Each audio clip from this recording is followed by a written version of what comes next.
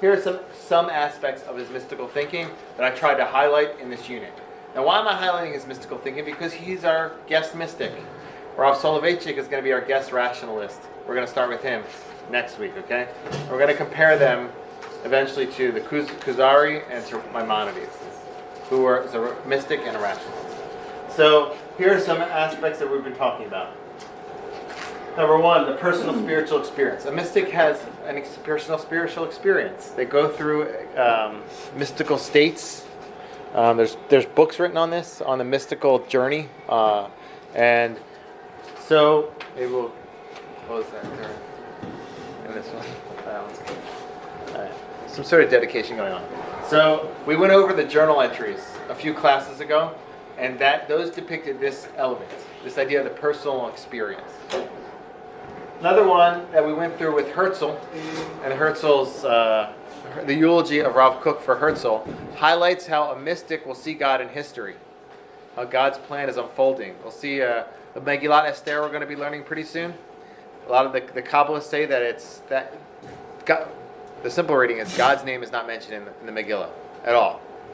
The mystics say God's name's everywhere because it's hidden, and you see God working through all history and through the Megillah and through our days too. And so we showed that through how we viewed the redemption in our days and how all the stuff that's going on in Eretz Yisrael he viewed as a part of a general redemptive process. Now today we're going to touch on these three. I don't know how we're really going to get here, but at least these two. He has a holistic outlook. We saw this a little bit when we talked about how the Mashiach ben Yosef and Mashiach ben David, Messiah of David, Messiah of Joseph, they have to come together, the physical and the spiritual. They have to work together in building the redemption in the land of Israel. Anybody remember that? Kind of. So that's the idea, the holistic outlook, that things work together. We don't just say we're going to go by this approach and not by that approach. We're going to try to take the good from the different approaches. That's a holistic approach. Basically saying you can every side has something to contribute. We're trying to put them together and make the best out of all the good that we can take from each side. So we're going to see two examples of this. The fourfold song I'm going to read with you, and the Learned and the Masses. That's like an article he has. And the next piece is that you can find Hashem in all the details. This is a little bit similar to this, to seeing Hashem in history, but that's meta, and this is like macro, and this is micro, meaning like seeing God in all the details of your life, as opposed to seeing God in general in history. So God's in everything. That's a Hasidic approach. That's a mystical approach. And then the last thing is I'm going to bring an example of this from this article in All of Your Ways that Rav Kook has. So I think we're going to get through these three. 1, 2, 3. This last piece is Rav Kook and mystics. A lot of mystics have a positive outlook on reality and modernity. So some mystics have a positive outlook on modernity, some don't. But a lot of time they try to find the good in things. So Rav Kook has this article where he talks about a lot of changes that happened in his day and how a lot of them are for the better. One of them, he says, is evolution. The evolutionary outlook on the world is a positive thing for Jews because it helps us see things in a broader perspective. And that will enable us to learn Torah on a higher level. Because we're seeing things not just happening suddenly, but like seeing a long chain of events, being able to think in a more broad way. So that's his take on that. Okay. Any questions on any of this? Or? Yeah. All right. I think I felt like I lost you when I talked about evolution. Did I? Or was like this stuff was going on here? Okay. Okay. So we're done the source sheet. We're done the PowerPoint. All right. So we're going to transition to our text. All right. So I'm just going to read this first paragraph. The following entries highlight different elements of Rav Kook's mystical approach. The fourfold song is a good example of the holistic outlook, how everything is important and works together to benefit the greater good. The source of the learned and the masses is an application of this holistic approach. The All of Your Ways piece puts forward Rav Kook's God-infused understanding of reality, how in every detail we can and should find Hashem. And the final source in evolution stresses Rav Kook's positive orientation toward modern movements and innovation. So again, this is going based on these elements, okay? I'm trying to do it somewhat organized because Rav Kook, you can really get lost. Okay, so I'm hoping this is a good anchor. This is basically summarizing our unit on Rav Kook. This is anchoring us. We did the first two pieces now. We're doing the last three elements. today we're probably going to do element 3 and 4. That's probably what we're going to do, but who knows? Maybe we'll get further. All right, so this first source on page 1 is an awesome source. Okay, this is a very universalistic source. Where Rabbi Kook says that we have to care not just about ourselves, not just about the nation, but about the world, and about the universe. So let's take a look at that. We have somebody who can read in a loud voice who would be happy to volunteer reading this source. So let me anybody? Yeah. Go for it. Yeah, it's just in a moment though. Let me just give an intro to this. So I read this sometimes around Tu B'Shvat time, not like to myself, but like when I teach, because it talks about caring about not just ourselves, stepping out of our own individual circles and thinking about the greater good of the world and the universe and the trees and the environment. So this is a nice source, okay? And it's organized too. It starts from the individual and it goes out further to more external circles. All right, go. Thanks. There's a person who sings the song of their soul. They find everything, their complete spiritual satisfaction within their soul. There is a person who sings the song of the nation. They step forward from their private soul, which they find narrow and uncivilized. They yearn for the heights. They cling with a sensitive love to the entirety of the Jewish nation and sing its song. They share in its pain, are joyful in its hopes. They speak with exalted and pure thoughts regarding its past and its future, investigating its inner spiritual nature with love and a wise heart. Yeah, so far we saw two interests of the person who's serving God. The first one is someone who's singing the song of their own soul. So that's not a small thing. Like, to actually be connected to your soul, that's like a big achievement, okay? So we're not downplaying that. But I remember when I came to yeshiva and I was like, at Rabbi Kook's yeshiva, and I was like, I was learning Torah all day, and I remember this one guy, my roommate actually, he was like, you have to come with us to this protest. It was like, they were very Zionistic, like pro-Israel protest downtown. You're only thinking about your own soul. You're not thinking about the nation. I was like, I'm connected to my soul. Let me just like take care. Seriously, at that time, like I needed to do that. He was like pushing me too fast. I don't know what he's doing now, but may God bless him. But that's like the thinking, right? So in yeshiva, like at my yeshiva, Rav Kook's yeshiva, they wanted to make you think more of a nationalistic way. Don't just think about yourself. Think about the nation. And in Eretz Yisrael, it's like very practical. Like you can do a lot of things for the nation in the land of Israel. Like go support people who are, well, in their heads it was going to support people who are building up the land, but it could be all kinds of things, you know. But it's okay. This isn't only doing kindnesses to your neighbor. This is something bigger. It's not just doing for yourself and doing for your neighbor. It's thinking about the nation as a whole. That's not easy to think about. Like, let's say you see the nation in the land of Israel, our nation suffering. That bothers you. You're thinking about that. I mean, in addition to the things you're going through in your life, you have pain when a large segment of your nation is in pain. So that's like a more of a broader approach to life, and thinking with more of a broader perspective on things. So let me just read some of this. He says, they share in its pains. Our joy, like Am Yisrael is like an entity to this person. They see it as a being, and it pains them when Am Yisrael is going through tough things. They speak with exalted and pure thoughts regarding its past and its future, investigating its inner spiritual nature with love and a wise heart. Okay, so they put their time in understanding Am Yisrael, thinking about Am Yisrael. You see this a lot with like the leaders of Am Yisrael. That it pains them when they see something. They could cry over things that are happening to the nation because it hurts them so much. So, okay. There is a person whose soul is so broad that it expands beyond the border of Israel. It sings the song of humanity. This soul constantly grows broader with the exalted totality of humanity and its glorious image. They yearn for humanity's general enlightenment. They look forward to its eternal perfection. From this source of life, they draw all their thoughts and insights, their ideals and visions. Right, so that's perhaps a step even further out, beyond the individual, beyond the nation. They're thinking about humanity, worrying about, for instance, like what's going on in the news with the coronavirus. So that's individual will be worried about that a lot, and thinking about so some of my rabbis in Israel, they recently had like 100 rabbis, which it's not a lot. It's like hundreds, not a large number. But like rabbis from yeshivas, so like they left their yeshiva and they went to the kotel, and it was in the news, and they were praying for people of China that they should get better and they should heal. I thought that's a nice idea. Like I sent out a text to a few rabbis, and they didn't really answer me. But I thought like it'd be nice if we like got together as rabbis and we just prayed together got congregants together and just prayed for the people of China. Like yeah, exactly. It's spreading. They did it after 11 Israelis were infected. Yeah. It was 11 Israelis? Or 11 I saw something with Israelis. Italy now. Like it's I'm saying, but like this is stuff that could affect us. But in addition, it's something that's affecting the world. People are suffering, and so that if that's on your mind, you're somewhat connected to this circle also. Okay, and so he's bringing like he's defining like really clear archetypes, like all their thoughts and all their feelings and yearnings are connected to humanity.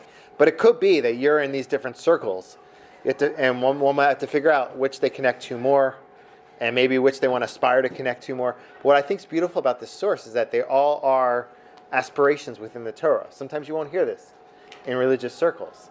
You hear them maybe only talking about the individual, or only talking about the nation. But here he at least mentioned three, and there's a fourth one now. Hopefully you're about to read. Go for it. And there's a person who rises even higher until they unite with all existence, with all creatures, and with all worlds. And with all of them they sing.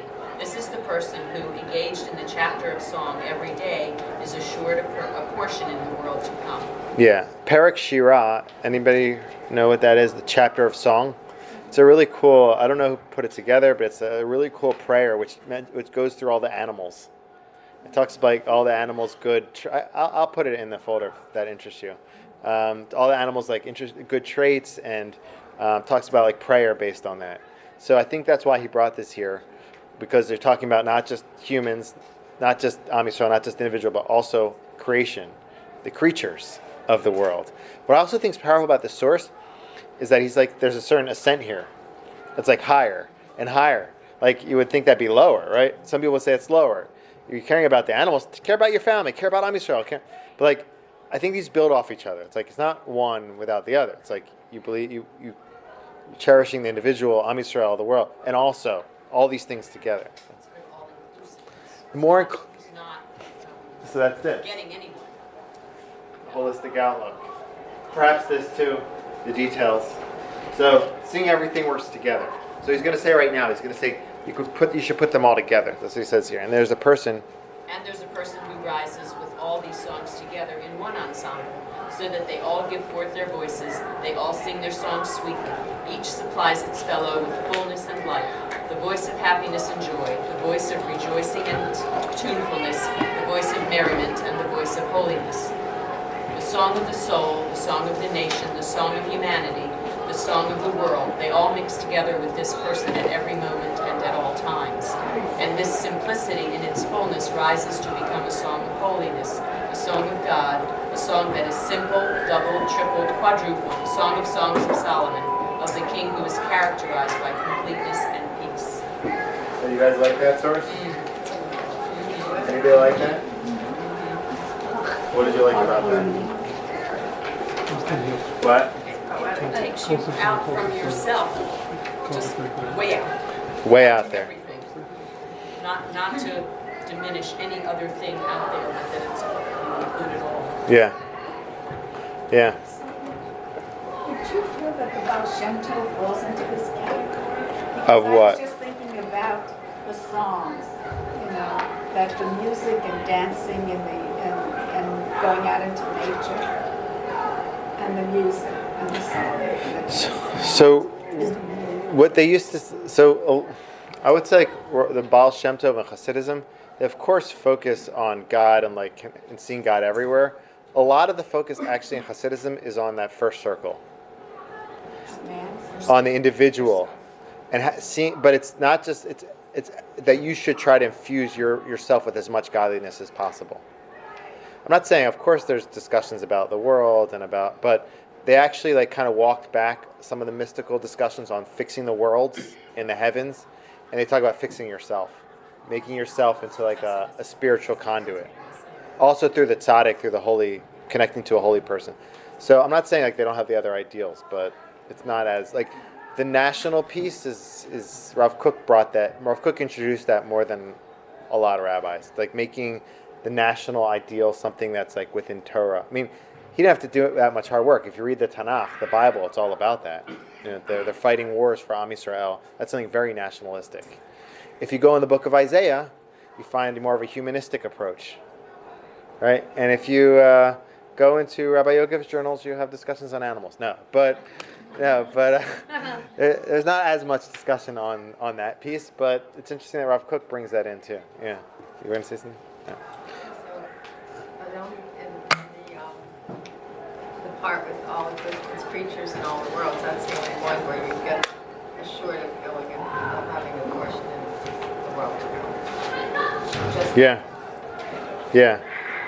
So I wonder sometimes if he's Rav Kook, this is a pretty complex entry. There's like if you actually analyze, there's a lot of details here. Like when he uses this word, not that word. There's like hints to other Torah passages. He wrote a few of these a day. So I always wonder like if he was like very precise or if there's academics debate this. There's one academic who says like there's codes in Rav Kook's writing, like when he uses this word, he means a Kabbalistic. As other academics say, he wasn't doing all that. It's not clear how precise he was, but he definitely, it could be that that's what came to his mind at that moment. But you could say it was inspiration. I don't know. But it's a good point. Yeah. You don't have to. Was Rav Kook a vegan? So that's, if I had time to learn, I could do was Rav Kook a vegan? So if I had time to do I could do a full course, like a full year course on Rav Kook. I don't know how many people would stay by the end. No, but no, I think you would stay for a half a year course. There's enough good material. Like afterwards, it's just you have to be kind of nerdy to still be into it. But like he wrote in an article, a whole treatise, like the longest one on vegetarianism and Judaism. So I believe there's a translation of it online. If you want me to attach that too, it's not clear if he himself was a full-fledged vegetarian. But he wrote on Judaism and Vegetarianism, and like anybody in that like the Jewish vegetarian world, they will always be they'll be quoting from Rav Kook, and it's based on this idea like the animals, they also have divinity in them, and that kind of like the direction he goes. But he says that you can't rush too fast to that ideal, because humanity's not on that level. And if we say that they're allowed to eat, they have to withhold humanity from eating animals, they might start eating each other. Like he actually says that literally, but he also says it figuratively. In the sense that maybe that's an ideal for like a far off time, but so he's not he's kind of balanced, but he does lay forth the whole ideal there, the whole vision. He has a vision of vegetarianism. So that's like another piece that's connected to this actually. Reality and modernity, seeing this modern movement, seeing it in a positive light. Cool. All this stuff at the end here, the song of the simplicity. This is like a source from, I forget where this is from. Double, triple, quadruple. This is a source that he's bringing and interpreting it based on this song that he has. So I think it's a beautiful song. This is basically saying everything has to come together. Now I want to bring you an example in this second source on page 3. How does this work? This is an application of this holistic view. So we understand the thing in the song. He says there's a person who brings all these songs together, right? We read that. There's 4 songs. Then you have an individual who's able to combine the songs. That's Rav Kook always wants to do that, to combine different things. And so this is an example of how you can combine the good of 2 different groups within society who oftentimes don't always mesh. Okay, we talked about settlers and the religious. We talked about connecting those two, how the settlers, they're building the land, and the religious are supposed to give the soul. That was he talked about in the redemptive process. Here's another example of 2 groups who might be at odds with each other, who he finds a way that they can take from each other the good. And in this case, it's the learned and the masses. So I didn't have a better translation for the masses, but basically he says like this. Let's give an example. He says, oftentimes you'll find that academics or scholars, they don't want to have anything to do with the average person on the street. Sometimes they stay in their ivory tower. They don't want to. They're in their thoughts. They hang out with their own group, their own bubble, and he calls it the intelligentsia. I guess that's what it is. Is that the word? That's the word name. Intelligentsia. So he says you have that on one hand, and on the other hand, and so they can scorn sometimes those who aren't as smart as them, and say, I have nothing to take from them. All they have to do is learn from me, because I have direction, I have knowledge, and they don't know a lot, and some of them perhaps don't have those same intellectual capabilities as the smarter people, the elite, whatever.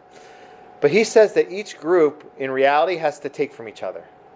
The intelligentsia, they must connect, not just to teach the masses, but to take from them all the good that they have. So what is that good? And how are these groups going to work together? That's what this source talks about. So I bring this source to show you an application of how two groups should work together and how that can happen. But it happens a lot in his thinking. So this is an example of that. I brought the Hebrew and the English here. Anybody want to volunteer to read this part? Page 3. In Hebrew. No, just joking. No, I'm just joking. In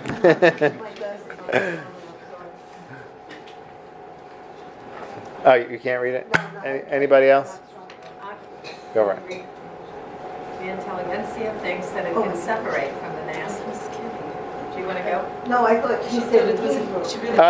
You can. I said my glasses weren't strong. Oh, so can you read the English? Go ahead. Sorry. Intelligentsia think that it can separate from the masses, and only then it will be able to be spiritually healthy, more pristine in its thought. This is a fundamental mistake, a mistake that fails to recognize the healthy side of all of the natural, untainted conceptions, natural feelings and senses that have not been rectified, but have also not been damaged by any cultural influence. Does this make sense? So let me try to explain this to you. So sometimes you'll see like this group he's talking about, intelligentsia. Is that so? These individuals, they're oftentimes they're very refined, and they're very careful, like with social gestures. Like everything is done. Sometimes they lose a lot of the good, simple like emotions and experiences of life, because they're always so careful in being culturally pristine and elite. So I'll give you an example of this. So in Israel, I used to really enjoy going to the Sephardic synagogues, the Sephardic community, because I always felt like some of those gentlemen, they weren't scholars, like just the people who would just come on a daily basis to synagogue, but they were the warmest, nicest, simplest people you could ever meet. And you can sometimes find it just in shuls too. Sometimes people come on a daily basis. They're not scholars. They're good people. They're nice. They're kind. Sometimes these individuals who are these scholars, they're actually not that nice. They stand off. They might have all the wisdom in the world, but they're not nice. And so he's saying that these two groups have to come together, because the simple people have to teach the intelligentsia how to be normal, how to be nice and normal. So if you read this again, that's what he's saying. Intelligentsia thinks that it can separate from the masses. Like they want to separate from them. Why? Only then it will be able to be spiritual healthy and more pristine in its thought. I need to separate so I can actually be at my high level of thinking with my group, that we can drink our tea and I don't know, whatever we do. This is a fundamental mistake. Why? A mistake that fails to recognize the healthy side of all the natural, untainted conceptions. So somebody who might ask a simple question. Sometimes you find this like with kids too. They haven't learned a lot, but they ask the most simple and honest questions that sometimes people in these high academic courses, they don't ask. Because it's not, their conceptions aren't tainted by way you have to think, more complex things. Sometimes just ask simple and real things, natural feelings and senses that may not have been rectified. Okay, maybe they're maybe it's a little coarse and not always, it's not always expressed in the most polite way, but nevertheless, they have not been damaged by any cultural influence. It hasn't been damaged by being affected by connected to culture, which is an interesting thing. You would think that would only do good, but... Well, this is John was reminding the Beverly Hillbillies. Okay, so that's an example. Yeah. The Beverly Hillbillies. Yeah, I barely got that reference. He read about it in his history book. They don't make them like that.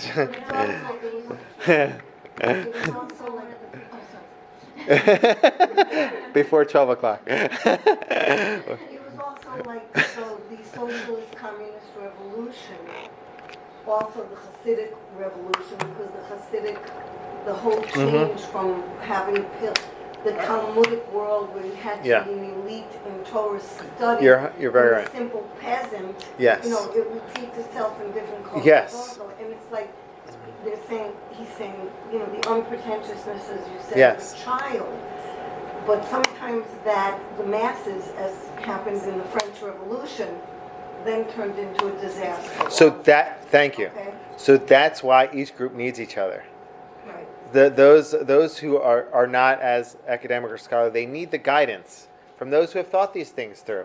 But those who have thought these things through, they need the healthy influence of the masses in order to actually think in a correct way to guide their thinking. So it's you need both groups. They have to work together. And so that's what he says here. So let's read part B here. I'm going to continue with that. What year was this written?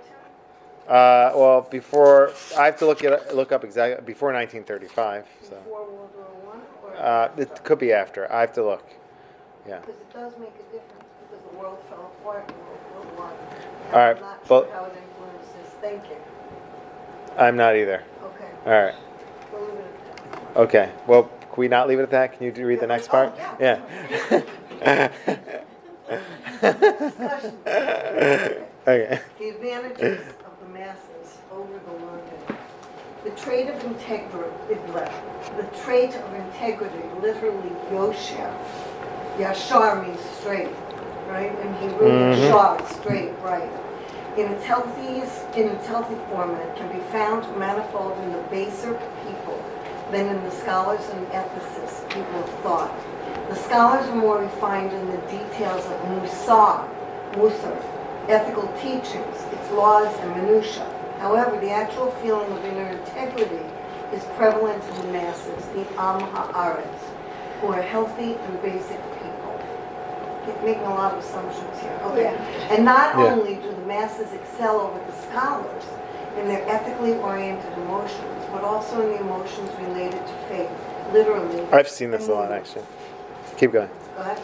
The grandness of God, beauty, the centering world, everything connected to the basic life is healthier and purer among the masses. All right. So some of you are looking at me. have a great debate over Yeah. So you're going to see he's going to walk it back. You're going to see in a moment. But I just want to bring an example of this. So like when I was in yeshiva, I was with some of the top scholars in different yeshivas I was in, and oftentimes when you're learning a lot, you get really a lot of times in your head. And I talked to a lot of people, a lot of like I'm learning a lot, but sometimes you wouldn't find the simple faith that I could find just in the synagogues I was talking, or like on the street, or like in a soccer game. I'm serious about that. Like when all these people come together and they pray and they talk about Hashem, just like having that personal connection. Sometimes in yeshiva, I would be around these like scholars, and they would be so connected to God, thinking about God in their head about the Torah laws, but they weren't actually. When they'd be praying, I wouldn't sense that the prayer was the same level as a person who was just wasn't involved in all those endeavors. So sometimes you find that the simple faith is pure, more simple in those who haven't gone through all these like academic acrobats and exercises, and that's kind of what I think he's saying here. Yeah. They use the term Am Haaretz. Yeah. Now, masses, to me, that term doesn't mean an ignorant person, which is different from, but I assume you're saying masses are just uneducated. It's not the same as ignorant. Yeah. So what does Am Haaretz mean in this? He's saying like the average person, Amar. It's like someone from the land. Like When you use that, doesn't it can be derogatory, but I don't think he's doing that here. Yeah. All right. So let's see this next part. You want to continue? What each side has to offer the other. However, when opposing feelings and conceptions contradict each other, at battle with one another, from the soul within or from the outside world, at this juncture, the masses cannot properly maintain the potency and purity. They can't connect all their inner concepts the right way, and they don't know how to wage the war and navigate the opposing feelings or conceptions. So at times, like this group he's talking about, the masses, they have all these feelings, these natural, good, pure feelings, but they don't know how to navigate among them.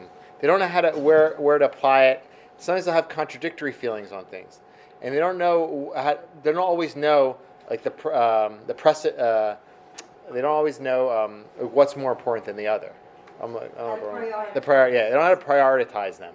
So that's when they need advice from those who are well learned in the ethicists and the scholars who know what's more important, what's less important, and so you need them to guide the other group. But nevertheless, both the groups should work together ideally. So, I'm going to continue. For this, they need the help of the big scholars that assist them in maintaining balance in their inner world. But just like the scholars influence the masses with advice and direction, so too do the masses influence the learned scholars by connecting them to a healthy, natural, simple life. Yeah. You like? So I keep thinking that when we're reading this, that the scholars, so did they know Pirkei Avot? I keep thinking, who is the So wise that's the person? problem. No, I'm being honest with you. I think I like this text because I think it's true. Like I've been in a lot of seminaries where they know Pirkei Avot. That's the problem. No, they know it. Yeah, it's not alive. It's alive when those individuals can connect to people who it's alive in them, and then those energies kind of play off each other. But if you're just learning about it all the time, yeah. And you become disconnected from it. So you see a lot in different professions. I don't know. You see it in, like CEOs or like top people in different companies or corporations.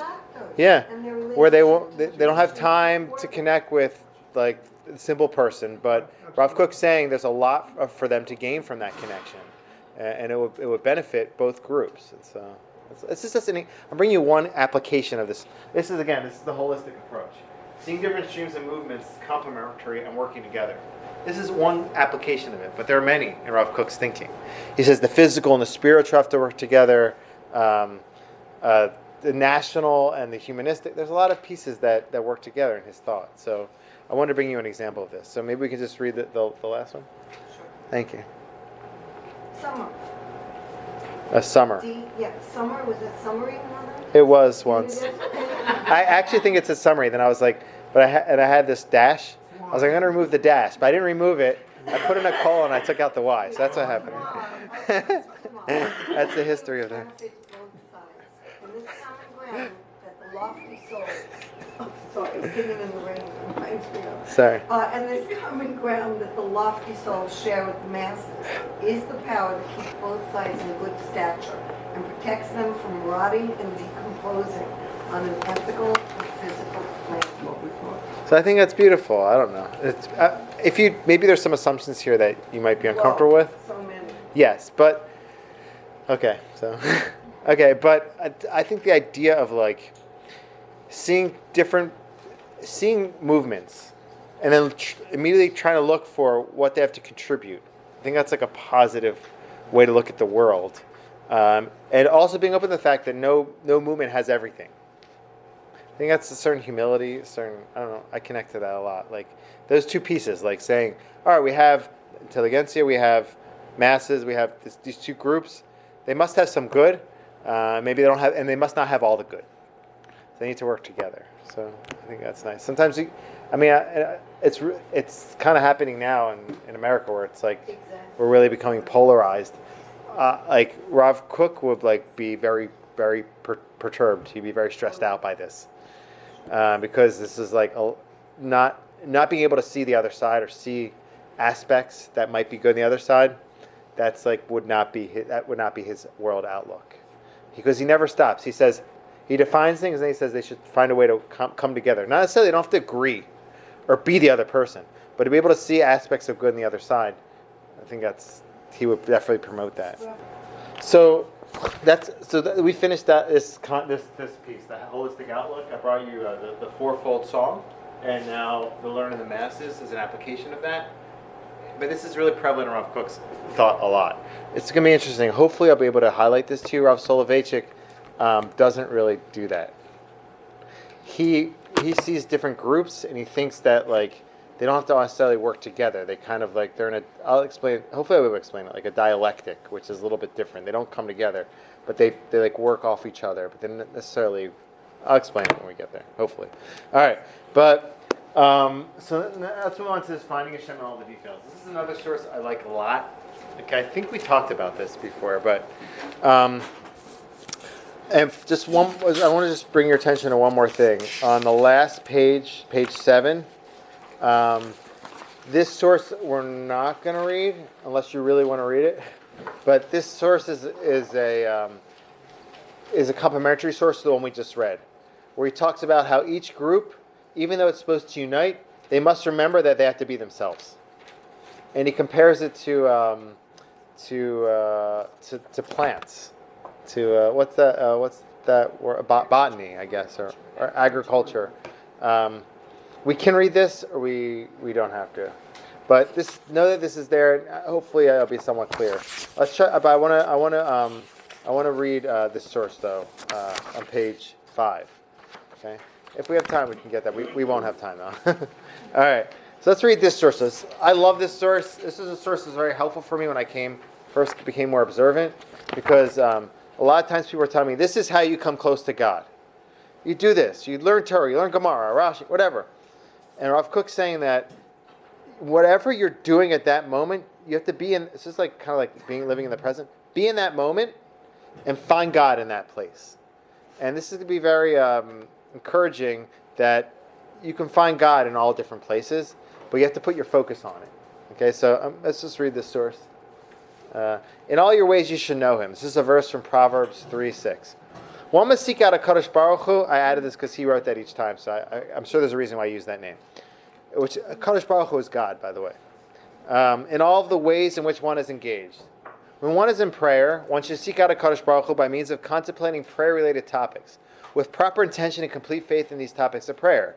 And at this interval, one should not seek knowledge in any other matter, because as one engaged in this specific service, HaKadosh Baruch Hu is kivyachol, is as if rest specifically in the service and in no place else. So you're in synagogue, you're in shul.